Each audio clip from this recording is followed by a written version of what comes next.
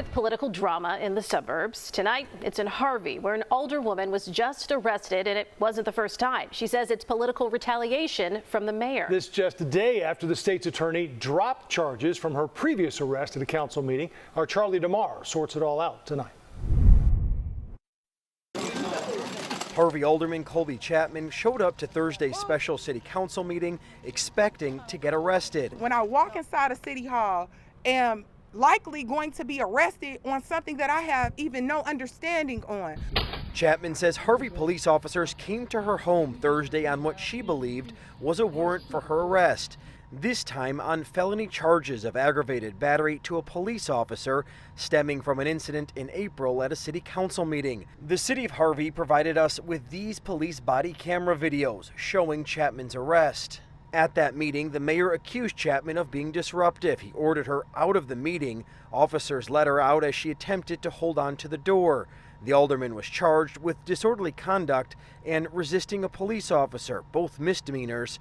Wednesday, the Cook County State's attorney dropped the charges. One day later, here we are, and the city of Harvey is back to its usual form, arresting my client. It is a blatant and deeply troubling act of political retaliation.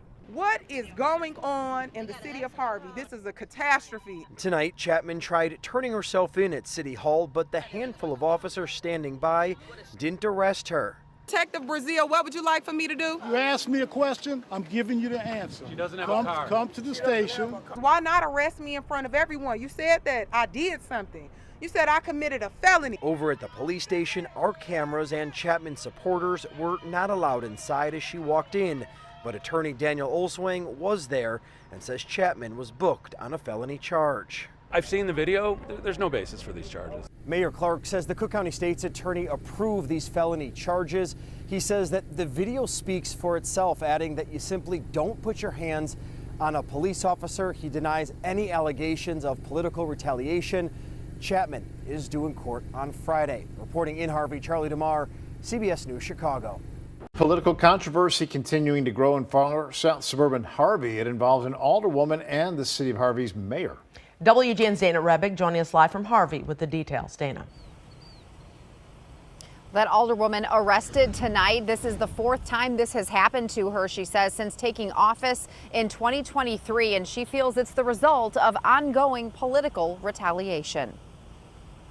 It's just frivolous. I mean, the folks here are right now gathered because we're all in astonishment. Surrounded by a group of constituents with her mother at her side, Harvey's Second Ward Alderwoman Colby Chapman arrived at City Hall, where there was supposed to be a meeting tonight. Instead, she was met by police. Come to the station and we can resolve this issue. And I'm headed to Harvey Police Department because today's meeting was canceled. This all stems from a council meeting on April 28th. Please do not allow the disruption. We are not going to disrupt this meeting. Disruptive, where Mayor Christopher Clark asked Chapman be removed for disrupting the meeting. Please escort the Second Ward Alderwoman from the council chambers. Thank you. Don't touch my stuff. DC. Stop. Why are you putting this? Y'all see this? Get it all on video. Chapman was arrested for disorderly conduct and resisting a police officer, charges the Cook County State's Attorney's Office dropped on Wednesday. I'm in the back of the police car. The video is slightly turned because I'm in handcuffs. In October, police arrested Chapman for allegedly filing a false police report claiming she was battered by the city administrator after a council meeting in August. That case was also dropped. This isn't right. Chapman, who has challenged the mayor on city spending and ethics, is now planning to run against him. There's the opportunity for us all to corral our efforts and change the trajectory. And I'm going to do that. And that's exactly why I'm running for mayor of the city of Harvey in 2027. Today's arrest, coming on the very day Ms. Colby Chapman announced her candidacy for mayor, is no coincidence. Wow. It is a blatant and deeply troubling act of political retaliation.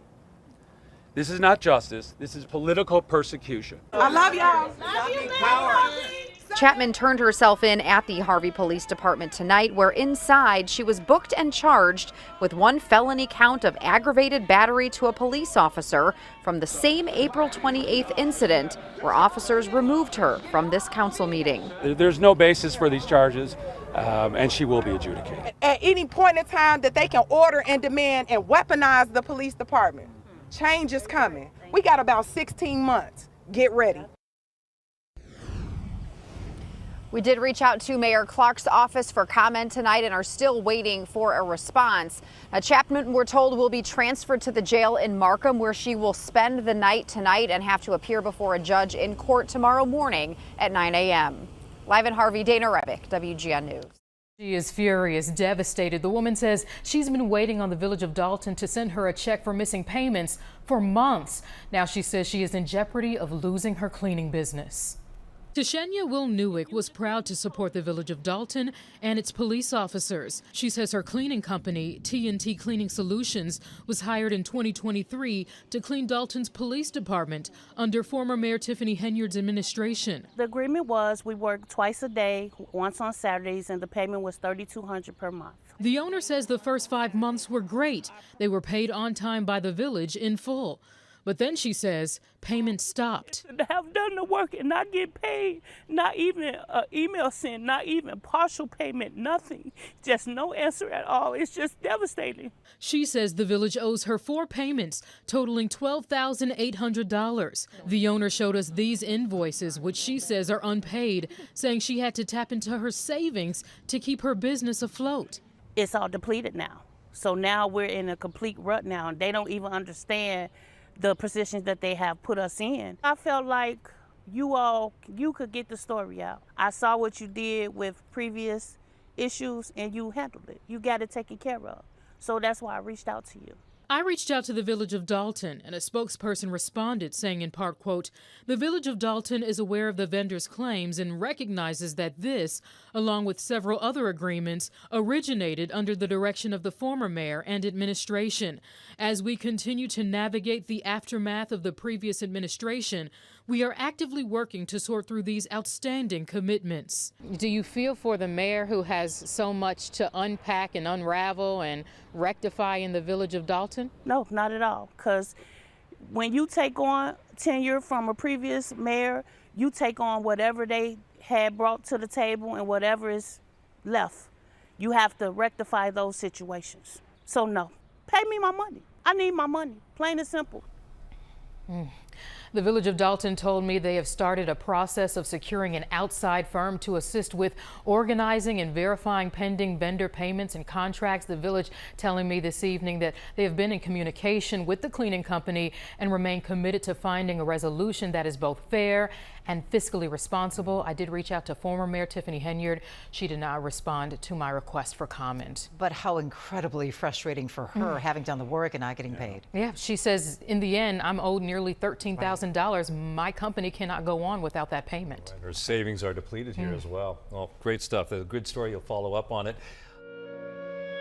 So anyway, man, I'm coming down Chicago Street. I got my headphones. I'm going to grab a slice. I see this man. And I seen him before, but when I seen him this time, it just kind of fucked me up. I just got back from New York. So it just hit me, man. I'm in front of J.J. Peppers, peeping the scene. The sky's gray, it's a cloudy day. I'm seeing the fiend, holding the cup, begging for change. His sweater is strange, looking like he hasn't bathed or shaved in days. I'm not judging, although I am a little confused. I don't know what this man has been through in his shoes. I'm assuming